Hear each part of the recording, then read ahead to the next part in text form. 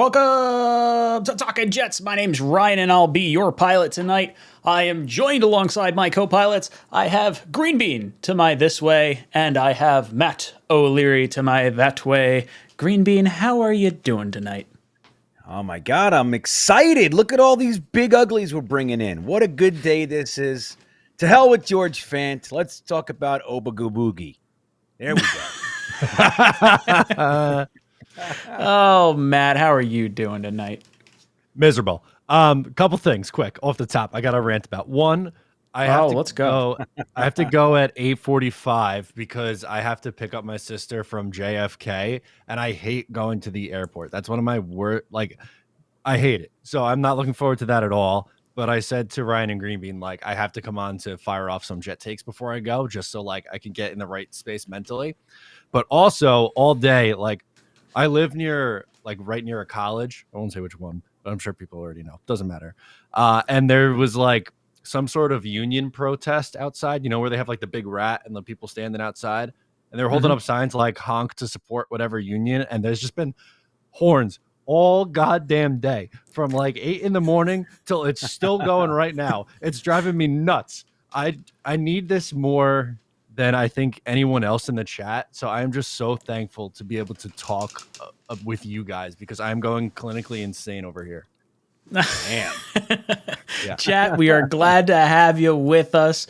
Boys and girls, hit that like button on your way in. If you want to get qualified for our t-shirt giveaway, all you have to do is retweet this stream. And if you're listening to this after the fact, all you got to do is comment on the video down below to get entered into next week's t-shirt giveaway. And if you don't want to kill your phone battery and you want to listen to us, this is actually available in podcast form. So if you search Talkin' Jets, you'll be able to find that along with the Monday call-in show as well. So, boys and girls, lots to go over. Let's jump into our first thoughts of the Jets' loss to the Bengals. The Jets get walloped 27-12 in what felt like a game that was not remotely as close as 27-12. Green Bean, what were your thoughts on the game? It's a weird game because it felt like it was over early, right? Even when we were talking about it at halftime, it was clearly there's plenty of time left, but it just felt like we weren't going to be able to do much. We would have to see a major turnaround. And that's been one of the issues that we've talked about. One of the things that we were hoping would stop this year was the slow starts. We didn't want to see that coming onto the field, going 3 and out. And then their offense drives down the field 7 minutes into the end zone. Then we come out 3 and out. That's what we were hoping not to see. And that's what this game was. It was ineptitude on the offense. It was really the first half, the defense looked complete, just utterly lost and confused and making bonehead mistakes. With all that still going on, the Jets were still in this game all the way until about, let's say 9 minutes left in the fourth quarter. That's when it was this is over. But the truth is we were right there. We just couldn't do anything. The silver lining is the defense clamped down. I don't know who did that. If that was 𝐒𝐫𝐞𝐫𝐢, Saleh, or just CJ Mosley and fucking Quincy Williams. I don't know. Somebody did it, and they only scored a touchdown in the second half, which is great, but it didn't matter because the offense chose not to help them out in the slightest. And it's one of those things, man. It's there's lots to talk about, but the truth is that Jets fans are upset, and I am one, so I count myself among that group. I'm upset with everybody else because it's not that we lost to the defending AFC champions with a backup quarterback. I've heard that argument, and that is true. It's that we looked lifeless and confused yet again with our 21st game under this coaching staff. And let's not forget, Robert Saleh got 8 new starters of his personal choosing, and a lot of them were first-round picks or high-priced free agents. And it's still the 32nd ranked defense in the NFL. I'm sure we'll get into the rotation. I have huge problems with the rotation. But yeah, it sucks, man. And there's no way to sugarcoat it. There are positives, but at the end of the day, we looked lifeless, which is what we looked like last year, and that sucks. Yeah, and let's talk about the whole, oh, the Bengals lost to Mitch Trubisky. Oh, the Bengals lost to Cooper Rush. Oh, Joe Flacco's in there. He should at least appear to be like a little bit better. I would think you'd probably take Flacco maybe over the other two in a one-game situation. I mean, maybe not given, what we've seen so far at this point. Right. But yeah, dude, incredibly frustrating. Matt, I want to hear your thoughts on this.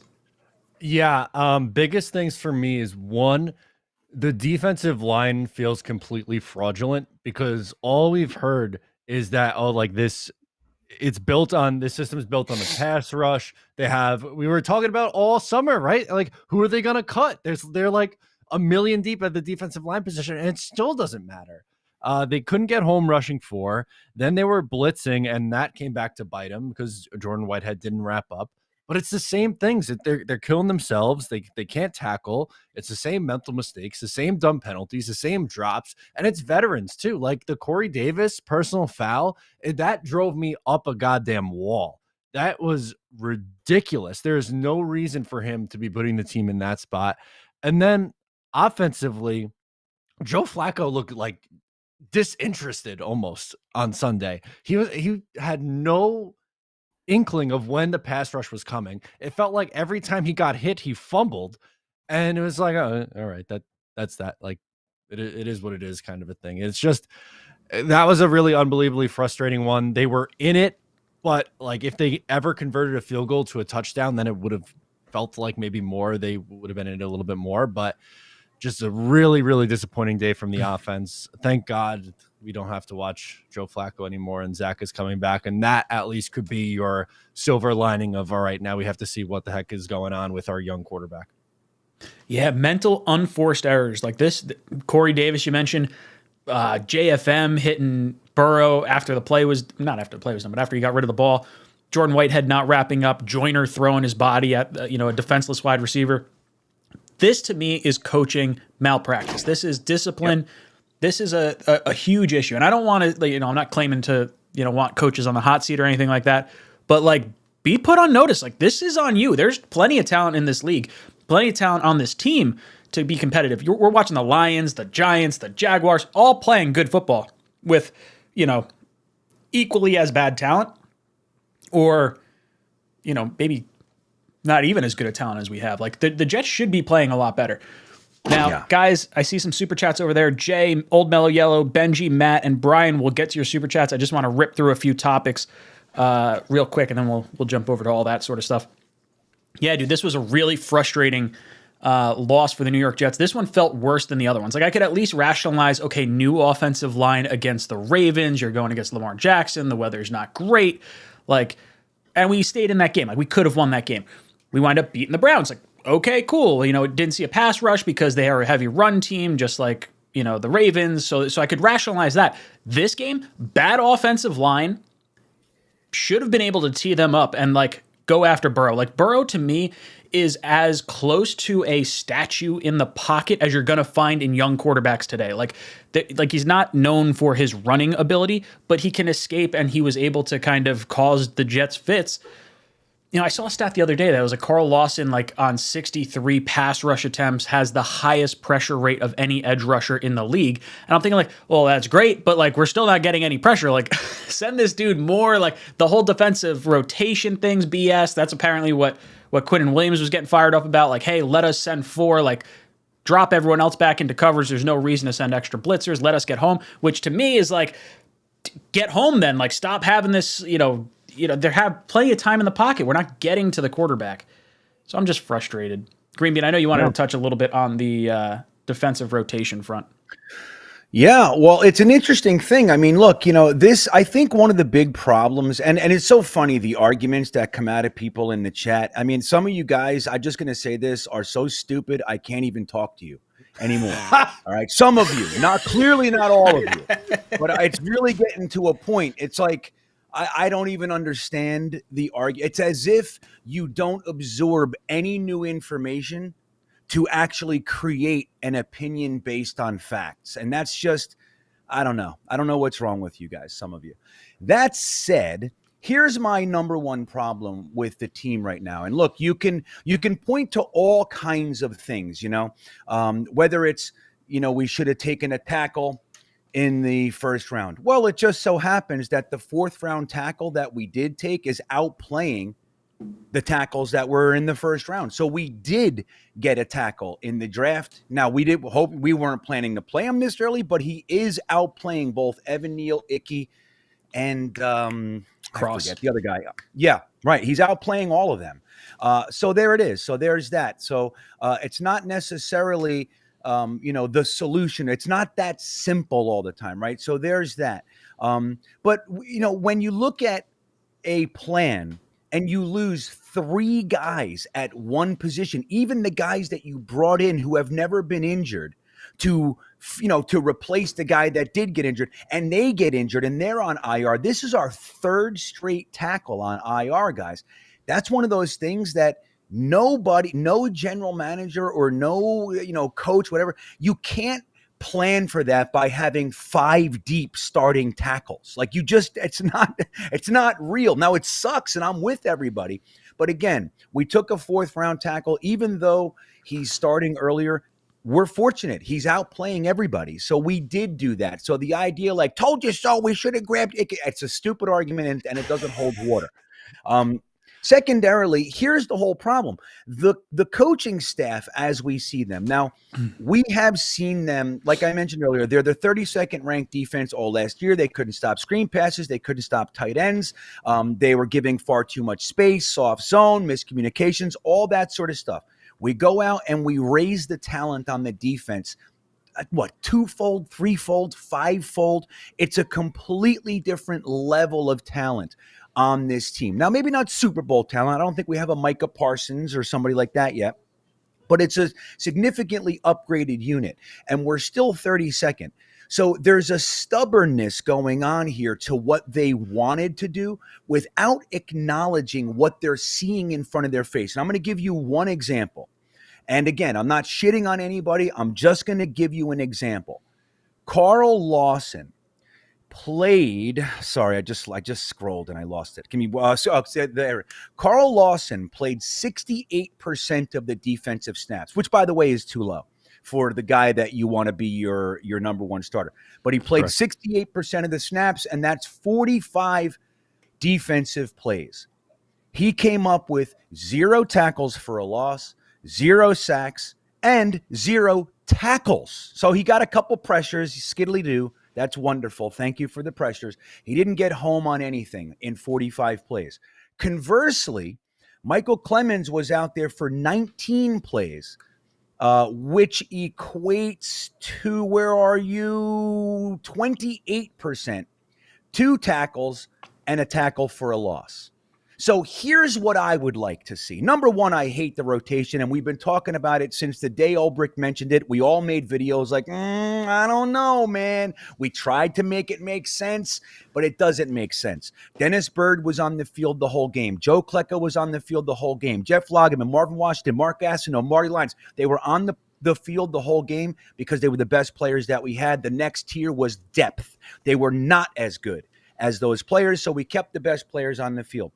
But here's the thing. If you think Carl Lawson, and this is just an example, he's the best guy, but for whatever reason, he's not having the impact as the guy you put in for 1/3 the amount of time, in my opinion, you should stick the guy in who's actually playing well in that particular game and roll with it. But they don't do that. It's as if they make their plan beforehand and they don't give a shit what happens in the game. They stick to it. And that, to me, is a big problem. And maybe I'm off base. Of course, I don't have the access to the intricate details and all those types of things. And I will offer that up on the table. That said, what we're seeing is a failing experiment that they choose to stick to. We saw it all last year. And in my opinion, there's far too much talent on this damn team to be 32nd defense in the NFL, man. It's unacceptable. Yep. Matt, how you feeling about the rotation and the defense in general? It's very, very, very frustrating. And just while Green Bean he said it perfectly, but while he was going, I was thinking, and you were going through all those guys, why is Bryce Huff still a healthy scratch? Like, if your pass rush is struggling, And then you go into a week 3 where it's a pin your ears back and get after the quarterback game. Why do you not have one of your best pass rushers dressed? It doesn't make any sense. What are we doing here? Right. Like, why? Nathan Shepard should not be getting the run. Jacob Martin should not be getting the run that he's getting. You go right down the line. They are so stubborn and they just won't adjust, which I think that's the most frustrating part, is they're like sticking to their guns and they're going to try like hell to make it work. And if it doesn't, then it's everybody else's fault but their own. They come up with a billion excuses on why things around them are failing, except for saying, hey, maybe we're doing something wrong. Let's try to change it up a little bit. And to me, I think that's the part that aggravates me the most. You have 2 corners who are playing phenomenal. Would it kill you to play man and let 4 guys get after it? No, they're going to play the soft zone all day. Burrow's going to dink and dunk his way down the field, and you're going to give up points, which is exactly what happened. Yeah, and this defense is absolutely improved too. Like, I know 32nd ranked defense and whatnot, the sacks aren't there, but like the corners are way more improved. Like Jamar Chase on Sauce didn't really have like any yards.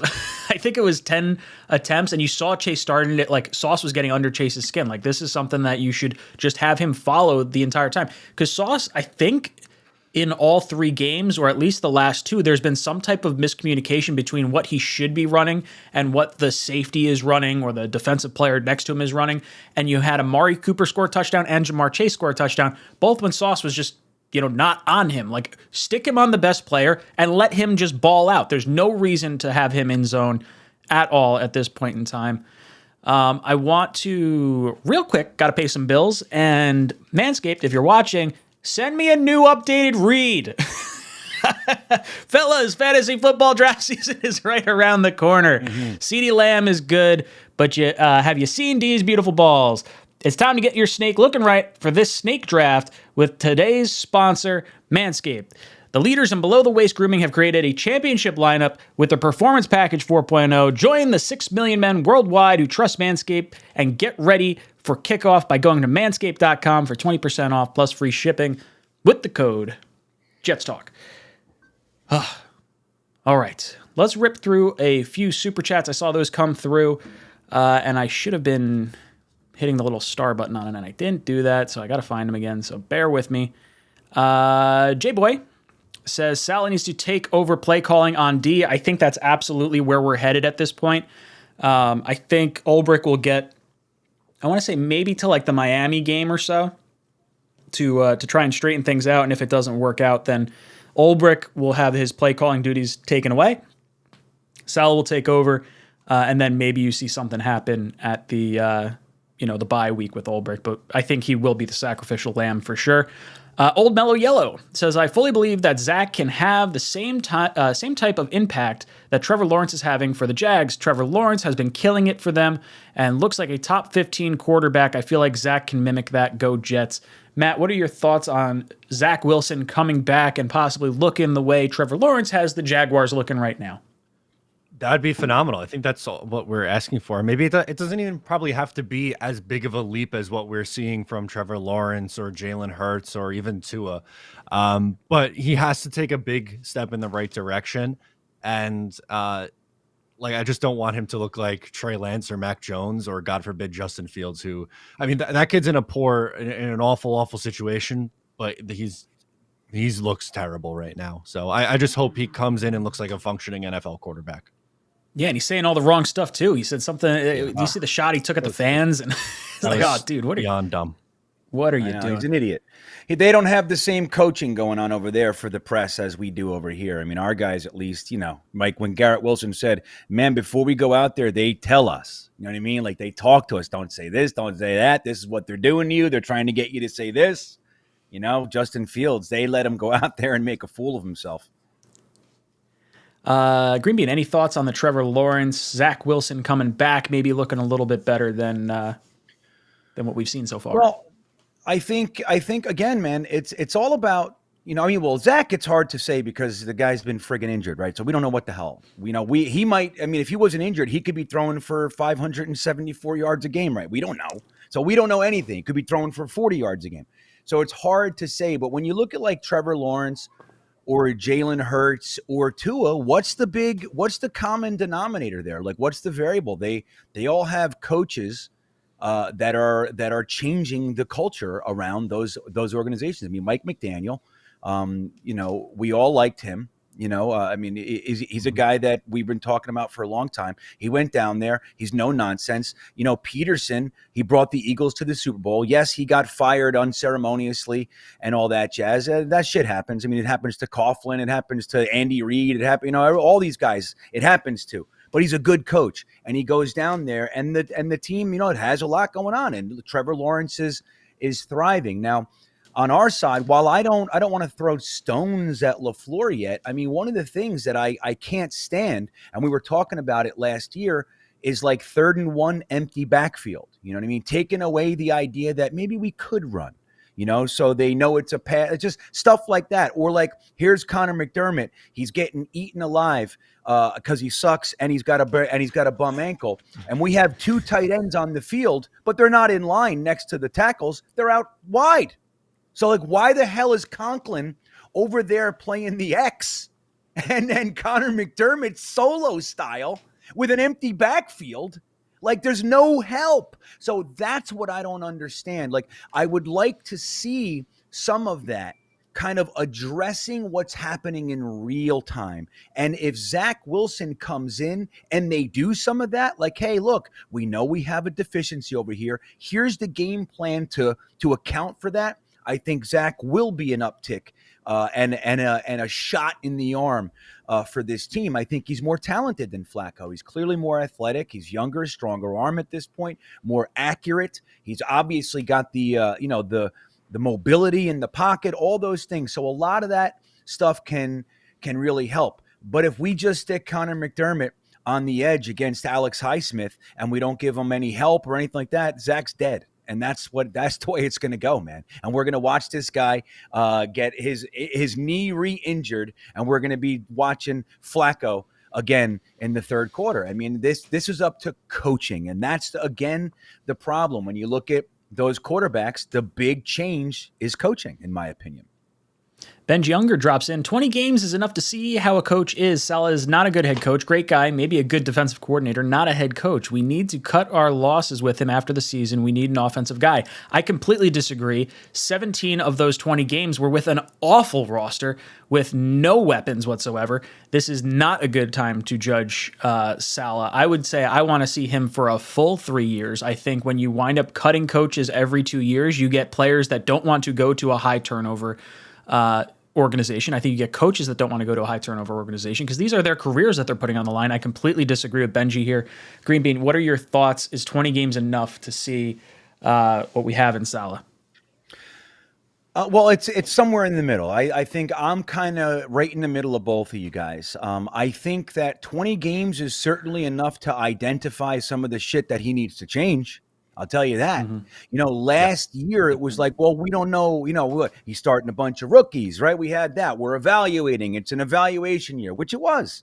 We started more rookies than anybody else in the NFL. That's great. This year, don't forget last year and this year together, Robert Saleh is the only coach in fucking NFL history in his first 2 years to get 5 first-round picks. Added to his roster. In addition to that, Joe Douglas spent $80 million or whatever it was on the players that Saleh wants. So when that happens, we should be able to see by 20 games something in the way of progression.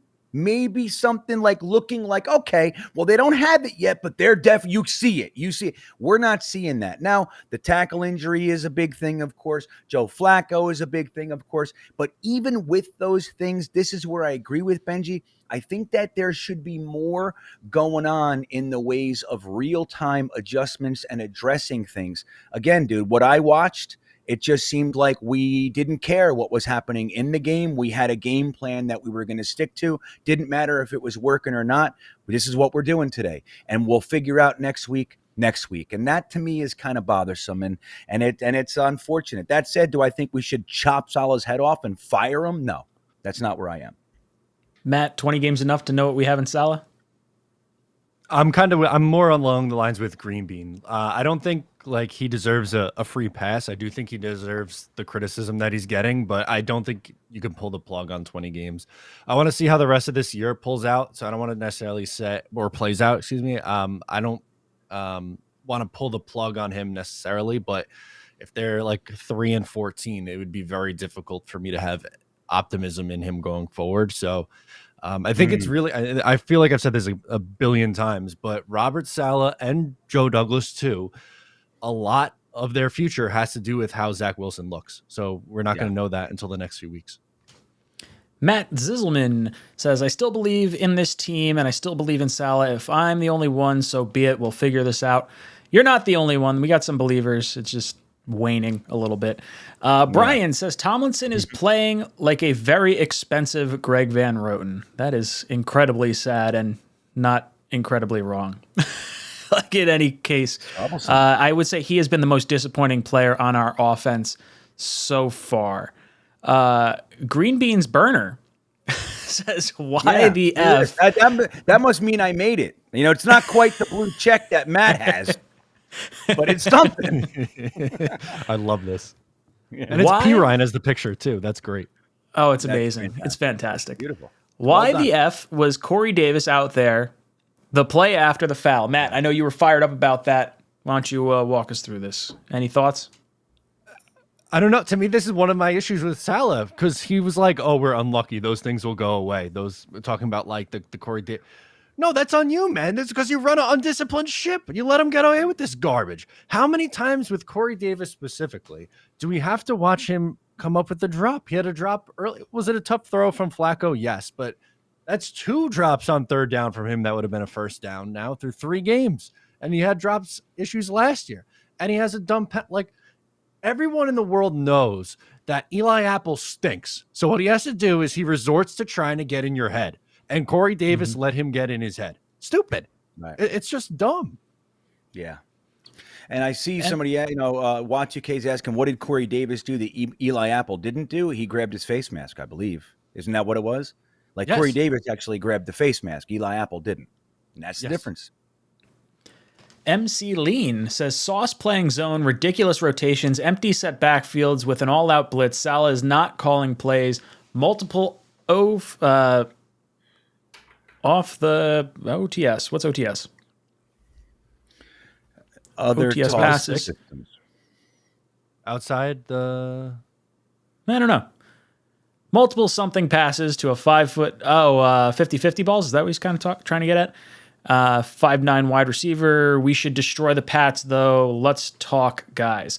Look, I don't like Sauce playing zone. I think there is some opportunity to switch things up and maybe get some turnovers if your front four can create some pressure, and then maybe all of a sudden, Sauce can kind of ball hawk. But he's so good against the top player on the other team's team. I don't want to see him not in man. Like, he's someone that should be on an island along with Reed. I think they've done a good job. I think where the breakdowns have happened have been in zone coverage, and it kind of opens everything else up, and guys just kind of, wind up in the zone. Green Bean, I want to throw it to you. Any thoughts on MC Lean's comment here? Yeah, well, I look, I mean, I agree. This is what I was talking about before. Again, man, when you bring on players, and just look at the cornerback since McLean or MC Lean mentioned them. You look at DJ Reed and Sauce Gardner. Thankfully, they're one of the few people playing every defensive snap, so there's that, okay? But they have the ability, just like Ryan was saying, to give the defense some flexibility. And they're just kind of folding them into the overarching philosophy when it's like when you look at what Rex did with Revis, and I'm not saying that Sauce or Reed is Revis, but he used that. Like, that gave him freedom to do other things over here that if that guy wasn't here, he couldn't do. We're not doing that. We're just saying, okay, well, this is a good player that's going to fit into our super duper spectacular system that we love and will not bend from. And it's an interesting thing because you got the defensive line rotating all day, and then you got guys like LaMarcus Joyner who played literally every single snap. So I don't understand all of this stuff. I mean, sincerely, I'm not being facetious. I don't understand. And when you flip that to the other side with his OTS passes, 5'9" wide receiver, I could not agree more, man. A wide receiver like Elijah Moore should be shredding the living hell out of them in the slot, in my opinion. Even if you're outside, let them cut toward the middle of the field and lose these bums and just surgically dismantle this defense. Why are you sending him streaking down the side? It's like, and they did it 3 times and it didn't work one time. So it's like that kind of stuff. Like that's where maybe Corey Davis, you know what I mean? 50-50 ball, a Denzel Mims. Elijah Moore, dude, bring him inside. Bring your fucking tight ends away from the goddamn sidelines. Put them on the damn line with your shitty fucking offensive tackles, and let's play football. Let's go. Yes. Preach.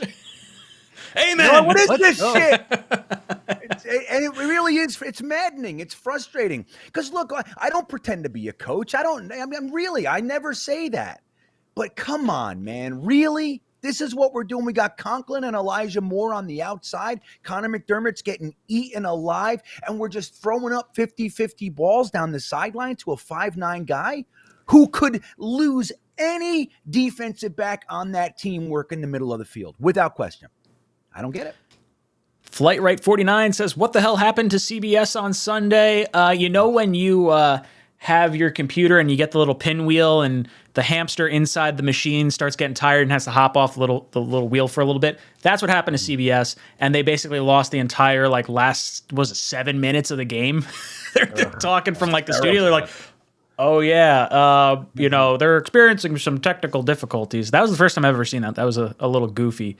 Not being able to see a few of the plays and no replays. It was just totally bare bones sort of situation there.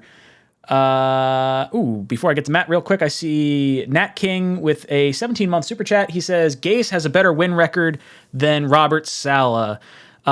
Yes, but a lot of those wins came towards I shouldn't say a lot, but there was a few that came towards the end of the year that were just fluff games. It's the Steelers and the third-string quarterback and the backups against the Bills. Those are 2 wins that made no sense to me. I do think this team is better than what Gase had at this point, but I would have liked to have gone up against that year 1 Gase schedule with this roster right now. I think that does play a little bit of a factor there. Matthew comes in and says, coming from a fan who stumbles into that goddamn AC unit of a stadium every Sunday, it is unfortunate we have not gotten a close game at home. We have to start winning in our house. It was loud enough. Yeah, Matt, this is frustrating. I want to get a win at home. You don't get one against the Ravens. You don't get one against the Bengals. And that was the Nick Mangold retirement Ring of Honor friggin' game. Come on. Yeah. Show some life here. Matt, any thoughts on this? Yeah, it's embarrassing the effort that they've showed at home. They scored 1 touchdown at home, and it was in the final minute in garbage time.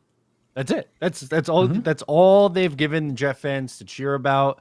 I hate, this is a pet peeve of mine, and I see it a lot on Twitter, or fans be like, oh, it's so embarrassing when the other team's fans comes in, or the fans need to go out to the stadium and support no, BS.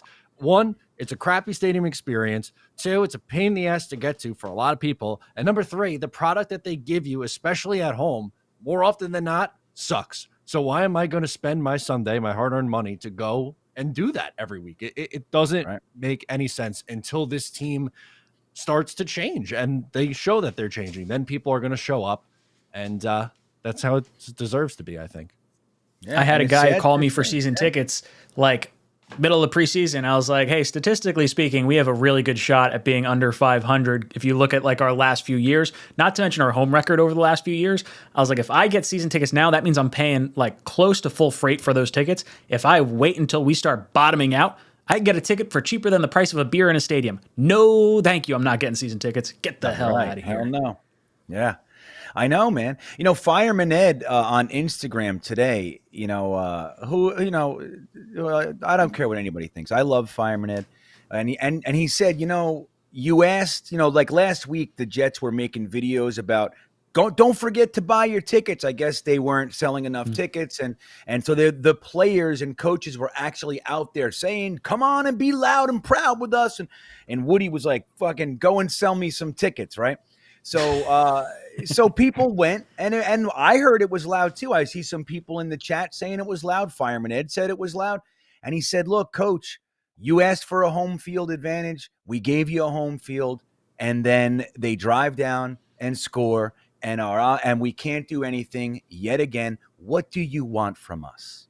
Like, what do you want from us? It cost hundreds of dollars and hours and stress and traffic to get out and the whole thing. And then you don't even compete. And it's like, I don't blame anybody. I mean, I don't live there, so I have that woven in excuse. But guys, if I was there, I can't tell you I would go, because it's crazy anymore. And I do care about home field. I hate seeing other teams' fans there. Let me tell you what's worse than seeing other teams' fans there on the TV is being in the stadium with other teams' fans mocking you, and you can't even look at them. Like, that is 10 times worse. So why would I pay $180 plus, $15 for a friggin' pretzel to experience that? Why? No, completely agree. J-Boy says, upside to all of them passes, we got a wide receiver ready for Zach. Or we got the wide receivers ready for Zach. Yeah, I mean, look, hey, Garrett Wilson and Elijah Moore are no joke. These guys are going to be legit number one wide receivers in this league. Now, hopefully, Zach comes back and he's able to hit these guys in stride, because we know we saw Garrett Wilson kind of mention a little bit earlier this season about the zip going on the ball. Matt, I know you have to get out of here. Anything you wanted to rant about before we close out? Let's go. Hear it. Thank you for teaming me up. We did a lot of it so far, but there's one thing that I keep seeing on Twitter, and I get it in my comments, I get it in my mentions. People saying, let's bring back Rex to be the defensive coordinator. Oh, God. That makes me want to swan. I've seen it in the chat. I want to swan dive out my bedroom window right this second, anytime I see it. The NFL passed him by a decade ago. Let's not live in 2009, 2010 anymore. I love him for those 2 years. He was so much fun, but he's been out of the NFL for 7 years now. Like, no, let him be on TV. Let him shoot his mouth off. It's over. It is done. That's it. I love it. Matt, any last words for our panel? I love you guys. Hopefully I get to stay for the full time next week. Wish me luck going to JFK right now. And hopefully the Jets win. Love it, dude. Thank you so much for coming on. We will see you next week. All right. See you guys. Green Bean. See you, Matt. What is up? All right. Here we go. Look Kevin at us. C. Look at us go. See? Some handsome looking dudes over here. Kevin C says, give me back May any day over Joyner and Whitehead. Yeah, I like May. I don't like where that relationship wound up going. I don't like that he lied to the Jets and all that good stuff. So I'm kind of, I don't want to say I'm like over on May, but I'm kind of fine with Whitehead if he could just wrap up. Joyner, he sucks. He's got to get out of here. Yeah, no qualms there. Yeah, and let's not forget, Kevin. I hear you. And as far as on the field, May was good, man. I don't think I'd call him great, but he was a very, very good football player. The truth is, he was driving drunk, hit somebody, threw up all over himself, passed out on the side of the road, lied about it, threw our team and our general manager under the bus for a few weeks, knowing that was going on. Went down to wherever the hell he is, the Saints now, and he's in trouble for beating up a girl. So, I mean, this is what I don't know. I don't give two shits if he can, play football. I mean, I don't want those kind of garbage people around, man. So that's just me. I mean, and I liked Marcus May. I did. I was excited, even though I would have never done it with first round Jamal and second round Marcus May. I thought that was absolutely ridiculous. But I was really excited about the talent that those guys had together. And it never really did anything for us, obviously, but I was excited about it. And Marcus May seemed like a good, mild-mannered team guy, and but it turns out he wasn't that, and he's a little bit of a jerk off, and he can take his bag and go play somewhere else. We'll figure it out. 3 games for Jordan Whitehead. I think I'm not so worried about Jordan Whitehead. I'm not excited about it. He's had his good plays too, but I think he'll settle in. Like you said, LaMarcus Joyner. I don't know why he's even out there, man. I mean, it's 3 games. He's been burned for touchdowns. He's late, helmet to helmet hits, penalties. It's just on it. He's just lost. He's all over the place. He's lost. And even just athletically, He can't keep up. Like, he's just not there. And look, you can credit Saleh and 𝐒𝐵RICK, like not giving up on somebody early. Yeah, I get it. There's value to that. But how about this? When he's a detriment to the rest of the team, can we just pluck him, work on him on the practice squad? Get him up to snuff over there. Get him up to snuff, working with the twos in practice. Can we get Will Parks or Ashton Davis or any of these guys? Let's just see if there's an uptick. If there's 5% increase in potential, like, let's do something, because LaMarcus Joyner, who's playing every defensive snap while we're plucking Quinnen Williams and Carl Lawson and Michael Clemens off the damn field, and we're not even activating Bryce Huff. I think it's absurd, and I don't understand it, man. So Jordan Whitehead, I think, is gonna, at least I hope, I think he's gonna be fine. He's been a good player in this league, so I'm not worried. Barney comes in and says both schemes, offense and defense, too complicated for the young guys. Offense, I don't think is too complicated. I think it's just, fourth string tackle and backup quarterback. I think that's really what you're kind of running into. And then self-inflicted wounds. You're watching, holding penalties, false starts, guys offensive linemen being too far down the field, like all that sort of bullshit. On the defensive side, I completely agree. It's too complicated. I think you should let your best players be on the field, let them go after the quarterback. And then on the, in terms of the secondary, man up. You got talent. I trust Reed and I trust Sauce to go against their two players, and I trust them to win more often than not. And then you allow your safeties to play some cover too. Let them be the ball hawks back there. If you have to. Green Bean, this offense, defense too complicated for the young guys? Yeah, well, I think so, Ryan. And I think you're nailing it with the defense, but I have to disagree with you. I think the offense is as well. I mean, LaFleur is famous. He has over 1,000 plays in his playbook. It's like this thick. It looks like, you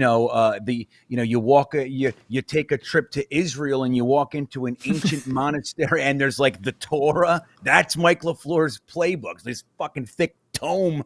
And what we learned this year in the offseason is that Mike LaFleur doesn't believe in incrementally giving people the playbook. He gives them the whole thing. Your job is to ingest it and learn it, and he can call any play at any time. And that's why we're seeing people look completely confused and lost. Like, in my opinion, and we were talking about this last year with the offensive line and Zach, like, the guys look confused. Why do they look so confused? Because he's giving them 1,000 plays and he's picking play 844 and they're still figuring out play 213. And that's the whole thing. And in my opinion, they should probably develop a foundation of what they're all really good at. And let's do that and then add from there. And I think that would be a lot better. I think everything's a little bit too complex, unnecessarily complex. And I think very similar to how I felt about Brian Schottenheimer when he was here. I think that he's outsmarting himself. I think that's what they're doing. They're overthinking this when it's just football, guys. It's just football. You're big guys, you're fast guys, you know where to put them. You're quick guys, he goes over there, let him do this. That guy, he's big and fat, he's supposed to be here. That's what you do. Every now and then you can switch it up. It's like last year when we had, what was it, a JFM or whoever was covering. Oh, on the tight end, Pitts. On Hurst and Pitts. And yeah, it's like, oh, good. Yeah, Kyle Pitts isn't going to burn JFM.